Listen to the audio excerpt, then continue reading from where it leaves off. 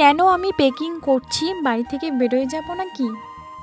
So hello everyone, কেমন আছো তোমরা সবাই? আশা করি অনেক ভালো আছো। তো এই প্যাকিংটা আমার জন্য না, আমার মায়ের জন্য করছি, কারণ আজকে মা যাবে দিদাবাড়িতে অনুষ্ঠান আছে। আমার যাওয়া হবে না, কারণ বাড়ি থেকে যদি সবাই যাই তাহলে বাড়িতে বাবু আছে, ভাই আছে, ওদেরকে রান্না করে খাওয়াইতে হবে।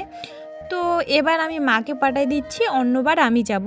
তো দুধ নিয়ে যাচ্ছে, ওদের ওইখানে দুধ একটু কম পাওয়া যায়, আর পুজো বাড়িতে দুধ একটু বেশিই লাগে, তাই নিয়ে গেল 1 কেজি। তো এখন মা রেডি বেরোবে। তো টোটোটা এখনও বার করে নেই, তার জন্য ব্যাগগুলো রেখে মা রাস্তার ওইদিকে গেল। তারপর টোটোটা বার করবে, তারপর যাবে। আজকে টোটোটা চালাবে আমার বাবু, কারণ ভাই বাড়িতে থাকবে। বাবু গিয়ে মাকে রেখে চলে আসবে। আর কি বলতো, মাকে না যাইতে দিতেই ইচ্ছে করছিল না, কেমন জানি লাগছিল, ফাঁকা ফাঁকা খারাপ লাগছিল, মনটাও সেই খারাপ হয়ে যাচ্ছিল।